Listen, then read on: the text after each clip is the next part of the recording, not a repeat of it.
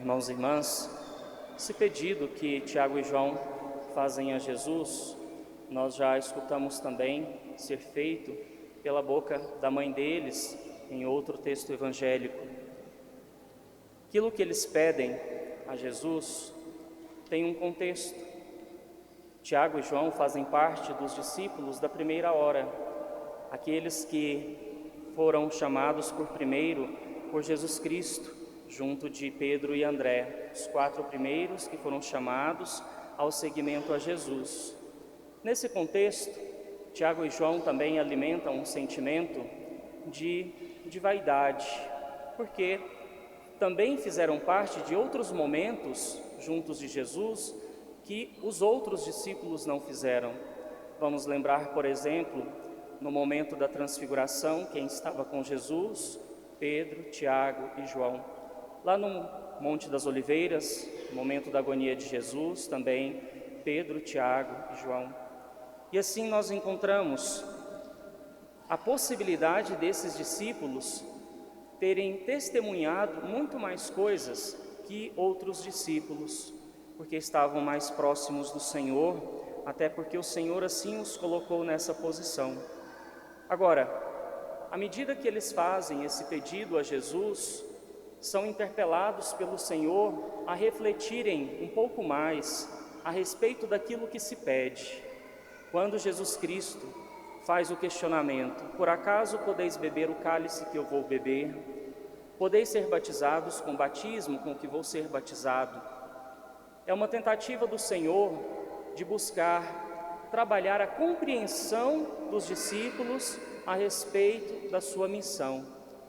Essa compreensão que hoje nós temos, e também está escrito no Evangelho de hoje, lá no finalzinho: quem quiser ser grande, seja vosso servo, e quem quiser ser o primeiro, seja o escravo de todos.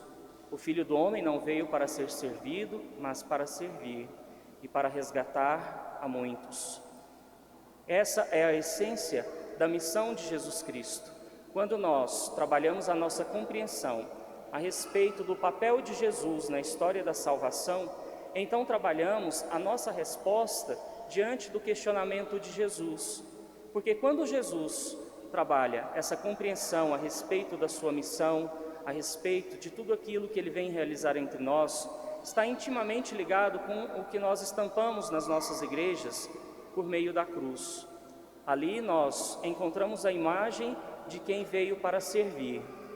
E esse servir tinha um sentido, que era dar a vida. Ele ofereceu a vida para resgatar a nossa vida, resgatar de nós mesmos, uma vez que nós criamos um aprisionamento da nossa vida por meio do pecado.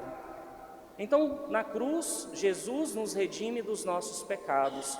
Então, Ele vem numa ação libertadora nos reconduzir para Deus.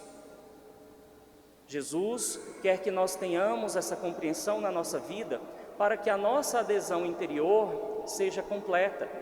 E quando esse questionamento é feito a Tiago e João, também é dirigido a nós. Quando nós falamos do cálice que Jesus bebe a partir do Evangelho de hoje, nós pensamos em participar, em entrar em comunhão com a missão de Jesus. Nessa dinâmica de uma oferta total, livre, generosa e consciente da própria vida, nós entramos em comunhão na missão de Jesus a partir do momento que temos a consciência desse discipulado, desse seguimento que nós fazemos. E nesse sentido, nós também compreendemos que Jesus entra em comunhão com a nossa condição humana. E escutamos isso a partir da carta aos Hebreus, na segunda leitura, e também do profeta Isaías, na primeira leitura. Enquanto que o autor da carta aos Hebreus nos apresenta um sumo sacerdote que foi capaz de se compadecer das nossas fraquezas. Essas fraquezas podem ser os pecados, mas também as outras dificuldades que nós temos em suportar o peso da caminhada, em não compreender a dimensão dessa comunhão que nós devemos estabelecer com a missão de Cristo. A missão de Cristo também se realiza em nós, através de nós para o mundo.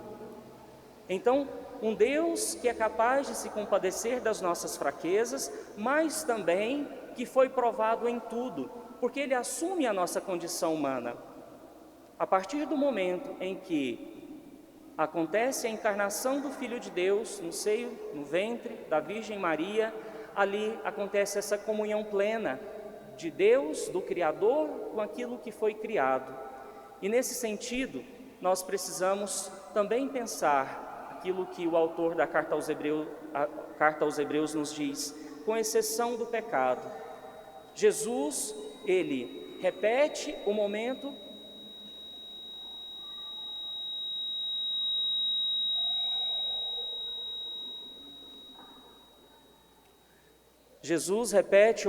da criação, porque daquilo que era puro surge a vida.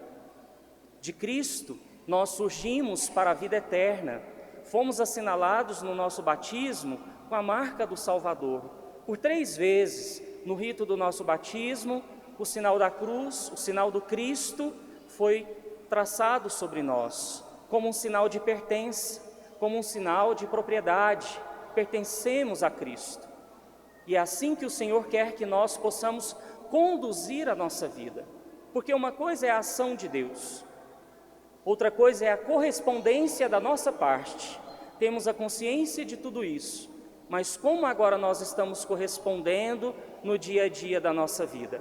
Porque a nossa vida tem que refletir justamente esta convicção da nossa pertença a Deus, do nosso discipulado a Jesus Cristo, do caminho que nós estamos percorrendo. E trabalhando essa consciência, nós vamos então aprimorar a nossa adesão ao projeto do Senhor, ao convite do Senhor que diz: vem e segue-me.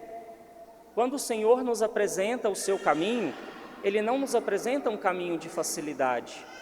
No domingo anterior, domingo passado, nós escutamos do Evangelho Jesus responder aos discípulos que todos aqueles que deixarem pai, mãe, irmãos, filhos, campos, terras, por causa de mim, do reino de Deus, receberão 100 vezes mais nesta vida com provações. Então, nós temos a clareza de que o caminho do Senhor tem as suas dificuldades.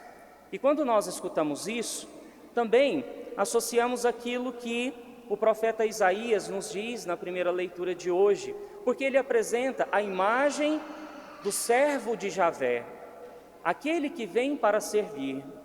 O contexto dessa leitura se dá no final do exílio da Babilônia, quando o povo de Deus, ainda escravo, já estava sem esperança, já não conseguiam mais suportar o peso da escravidão e o desalento de não poder voltar para a sua terra, para voltar para a sua história, para o seu Deus. E o profeta entra com essa palavra de conforto, para que eles possam alimentar a esperança num Deus que vem para nos salvar, fará cumprir com êxito a vontade do Senhor. E aí a igreja associa a imagem de Cristo com esse servo de Javé. O serviço de Jesus Cristo é justamente esse, nos resgatar de nós mesmos, do nosso pecado, daquilo que nós vamos criando como aprisionamento na nossa vida, e assim nos colocar diante de Deus, num caminho de libertação e de salvação. Então, quando nós escutamos aquilo que Jesus Cristo diz aos discípulos do cálice, e agora do batismo, tem a ver com a nossa vida.